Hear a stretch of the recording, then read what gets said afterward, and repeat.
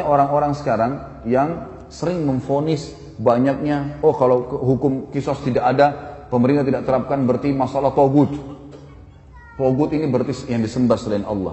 Teman-teman sekalian, wahai anak-anak muda muslim, tenangkan pikiran, masukkan iman dalam hati. Jangan terbawa dengan arus fitnah yang terjadi. Main vonis pemerintah Indonesia ini kafir, pemerintah ini kafir, pemerintah ini kafir. Ya akhi, siapa kamu?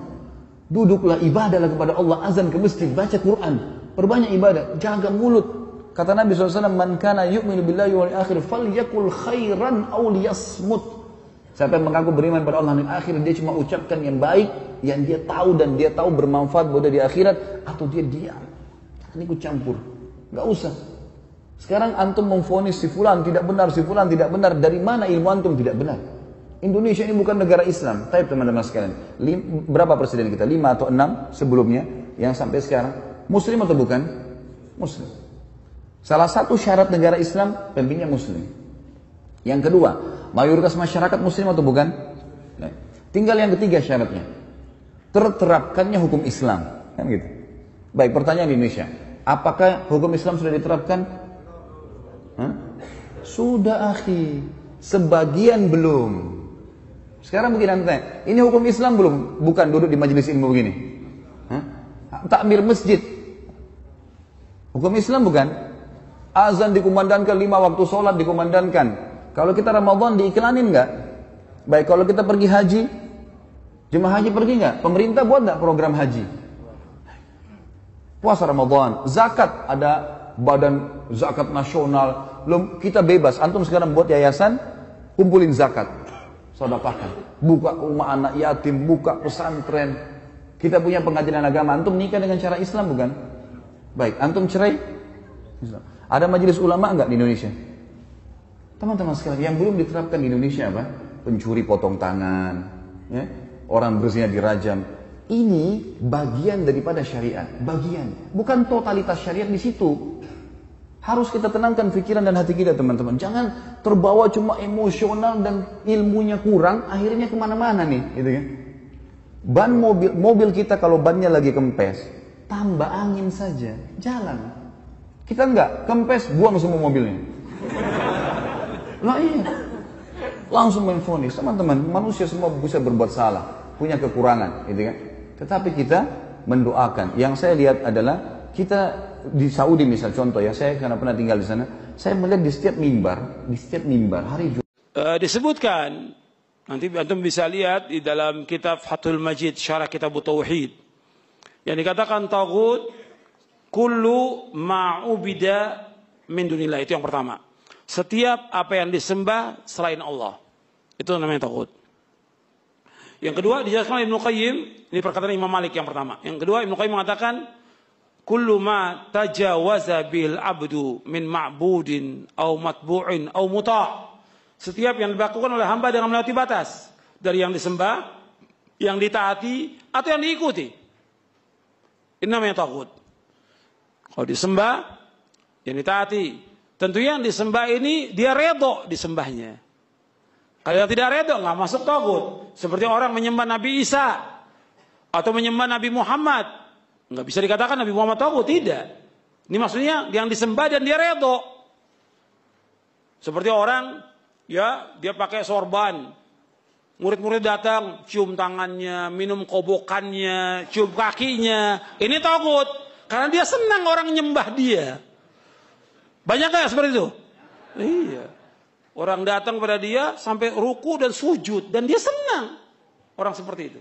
Ini taghut yang seperti ini. Karena dia redho dengan perbuatan itu. Kalau dia nggak redho, nggak masuk ke dalam itu. Nabi Isa disembah, redho nggak Nabi Isa? Tidak redho, nggak masuk taghut. Yang redho, jadi orang disembah atau yang mengajak orang untuk menyembah dirinya, ini taghut. Orang yang berhukum dengan selain hukum Allah, taghut. Dukun-dukun, tukang sihir, taghut. Iblis laknatullah, taghut. Seperti yang dijelaskan oleh Syekh Muhammad bin Abdul Wahhab dalam kitabnya Al-Usul Ats-Tsalatsah di bagian akhir. At-tawagid katsirah, ru'usum khamsah, kata beliau.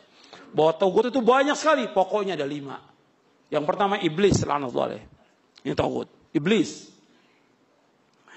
Yang kedua yaitu orang yang dia mengajak orang untuk menyembah dirinya.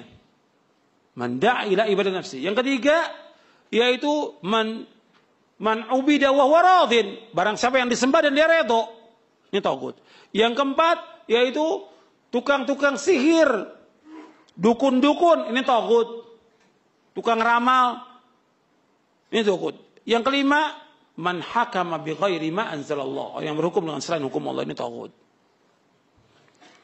Yang pokok yang pertama tagut itu siapa? Iblis laknatullah. Baru kemudian yang lainnya.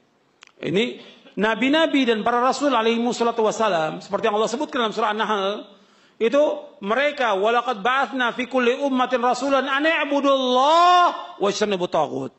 Setiap nabi, setiap umat kami utus seorang rasul. Jadi setiap umat sebelum Nabi Muhammad sallallahu alaihi wasallam itu masih ada rasulnya. Makanya rasul banyak, nabi lebih banyak lagi. Rasul ada 313 rasul alaihi wassalatu wassalam, yang terkenal 25. Adapun nabi 124.000 nabi. Nabi itu ada 124.000 nabi. Itu disebutkan dalam riwayat Imam Ahmad, Ibnu Hibban dan yang lainnya, sahabat Abu Dzar. Dan saya bawakan dalam buku Syarah Akidah Ahlus Sunnah wal Jamaah ketika membahas tentang iman kepada rasul-rasul. Iman kepada rasul-rasul. Ada saya sebutkan di situ riwayatnya. Jadi rasul-rasul dan nabi-nabi alaihi wassalatu semuanya mengajak umat untuk mentauhidkan Allah. Beribadah hanya kepada Allah. Mengikhlaskan ibadah kepada Allah, menjauhkan segala macam perbuatan syirik, penyembahan kepada patung, pohon, batu, kubur, jimat, kemudian juga kepada bintang, matahari, semua ditinggalkan. Makanya Nabi Ibrahim alaihissalatu wassalam mengatakan, innani bara'um mimma tusyrikun illa alladhi fatarani fa innahu sayahdin wa ja'ala kalimatan baqiyatan fi aqibil alam marji'un. Sesungguhnya aku berlepas diri dari apa yang kalian sembah. Yang mereka sembah selain Allah, aku berlepas diri. Kecuali zat yang menciptakan aku, yaitu Allah SWT. Karena Allah akan menunjuki aku. Dan Allah jadikan kalimat ini, kalimat la ilaha illallah, itu tetap pada anak keturunannya. Wajala kalimatan baqiyan fi aqil agar mereka kembali kepada kalimat ini. Jadi para nabi mengajak untuk mentauhidkan Allah dan melarang dari taghut. Makanya Islam kita nggak akan sempurna kecuali kita mengikhlaskan ibadah kepada Allah dan kita barok kepada semua yang disembah selain Allah. Itu perhatikan. Nggak akan sempurna tauhid kita kepada Allah kecuali kita mengikhlaskan ibadah hanya kepada Allah, menunjukkan semua bentuk ibadah kepada Allah dan berlepas diri dari semua yang disembah oleh manusia kepada selain Allah. Wajib itu.